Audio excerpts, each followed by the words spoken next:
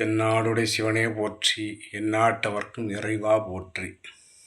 வாழுகின்ற மக்களுக்கு வாழ்ந்தவர்கள் பாடமடி. நமச்சிவாய வாழ்க. 63 நாயன்மார்கள் பெருந்தகைகள் திருவடிகள் போற்றி போற்றி. சிவசிவ. எம்பெருமான் திருநாளை போவர் என்ற நந்தனார் திருவடிகள் போற்றி போற்றி. நந்தனார் என்பது இயற்பெயர், திருநாளை போவார் அது பட்டப்பெயர் என்று வைத்துக்கொள்ளலாம். சிவசிவ. அடியார் பெருமக்களே, நம்ம பல நாயன்மார்கள் மற்றும் சைவ சமய அருளாளர்கள் வாழ்க்கை வரலாற்றை படித்திருப்போம்.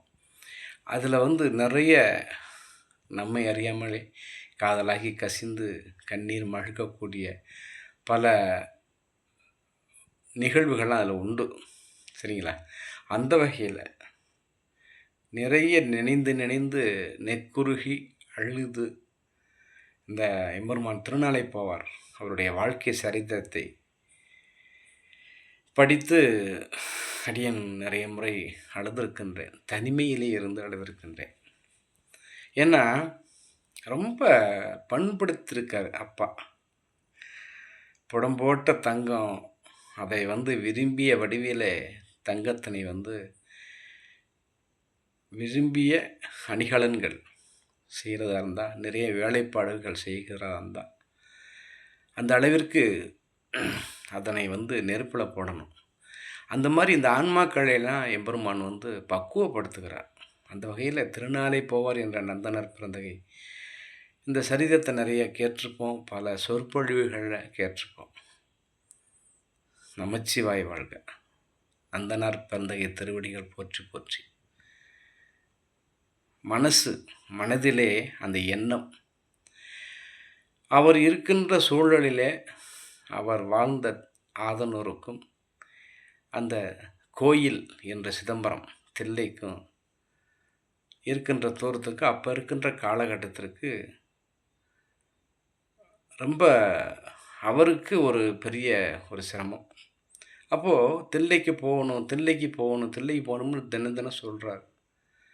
நிறைய பேர் இதை ஒரு காலப்போக்கில், ஆமாம் இவருக்கு வேறு வேலை இல்லை, என்ன நந்தா என்ன தில்லைக்கு போகிறீங்க, எப்போ போகிறீங்க, நாளை போகிறேன், நமச்சிவாய. ஆனால் தில்லையின் நினைப்பாகவே வாடுகிறார். நமச்சிவாய. அதாவது அந்த சிவபெருமானுடைய நினைவிலேயே வாழ்கிறார்.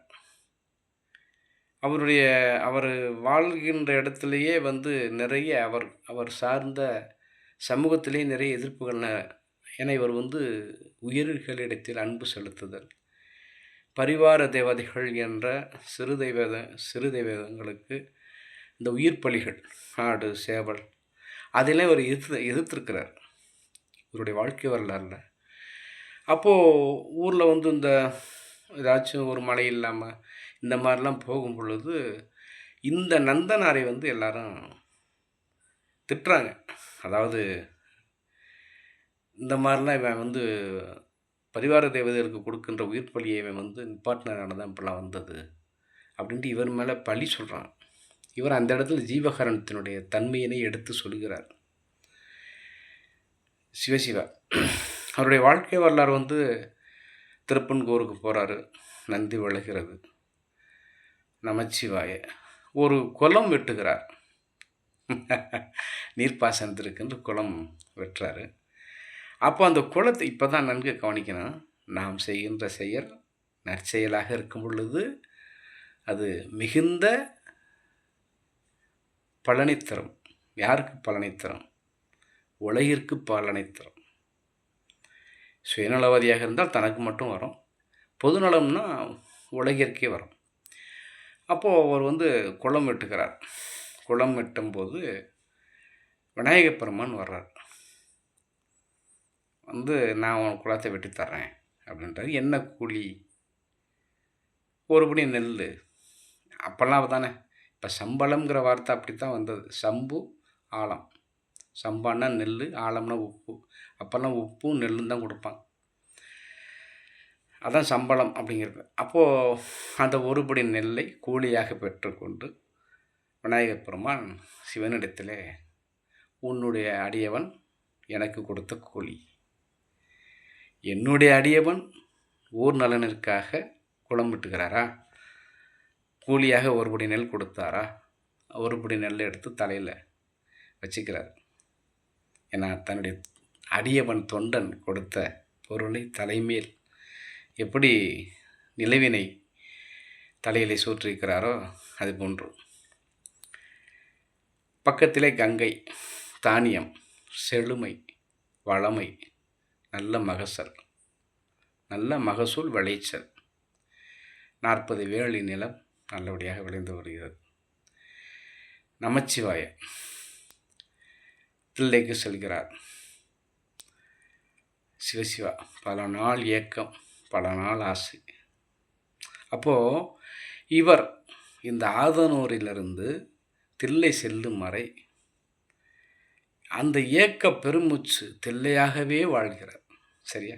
சிவத்திற்காகவே வாழ்கிறார். சிவத்தை தவிர மற்றதையும் கனவிலும் நினைக்கல. அவர் சார்ந்த குலம் அப்படி இருந்தாலும் மாடனையும் கற்பனையும் வணங்கி உயிர் பலி கொடுக்கின்ற குலமாக இருந்தாலும் அவர் ஜீவகாரணத்தினை கடைப்பிடித்தார். நமச்சிவாய் சிவசிவா தில்லைக்கு செல்கிறார். சென்று நமச்சிவாய் வாழ்க அவருடைய சரீரத்தினை படிக்கின்றோம். இவருடைய வாழ்க்கையில் பல விடயங்கள், அவர் எங்கும் எதிலும் சிவத்தை பார்த்தார். பெருமாள் நாயன்மார்கள்லாம் பெரும்பாலுமே அப்படித்தான். பெருமான் சேரமான் பெருமான் நாயனார் வாழ்க்கையில் பார்க்குறோம். அந்த குயவன் வருகிறாரு, பூரா மண் உடம்பு பூரா அந்த வேர்வைக்கு அந்த குயவருடைய உடல் உழைப்பு வியர்வையும் அந்த மண் சேர்ந்து சாம்பலாக தெரிகிறது. மன்னர் செல்கிறார், சேரமான் பெருமான் விழுந்து வணங்குகிறார். பார்ப்பதற்கு அவருக்கு திருநீராக தெரிகிறது. அதே போன்று எம்பெருமான் நந்தனார் பிறந்தகையார் ரோட்டில் போய்கிட்டு இருக்காரு. ஒரு மாட்டு வண்டி வருது.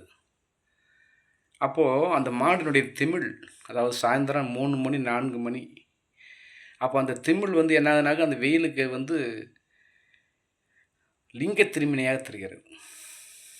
நமச்சிவாய் அந்த நிழலை பார்த்து சுற்றி சுற்றி வர்றாரு, ஆட்டம் போடுகிறார். பாருங்க, எல்லாருக்கும் அந்த குடிப்பினை இருக்குமா? இருக்காது. அப்போ இப்படிலாம் சிவத்துக்காக வாழ்ந்து கடைசியில் முனிவராக, சரிங்களா, அவர் எப்படி அவருடைய அந்த அக்னி குண்டத்தில் இருந்து எழுந்து வரும்பொழுது முப்புரி நூல் தரித்த முனிவராகிறார். ஈசனிடத்தில் சென்று கருவறை உள்ளே சென்று ஐக்கியமாகிறார். ஆகையினால சிவனடியார் பெருமக்கள் இப்போ நம்மெல்லாம் சிந்தை சிவத்தின் மீது இருக்கும் பொழுது நமச்சிவாய் தென்னாடுடைய சிவனை போற்றி எம்பெருமான் திருநாளை போவார் என்ற நந்தனார் பெருமான் பிறந்தகையார் திருவடிகள் போற்றி போற்றி. திருச்சிற்றம்பலம்.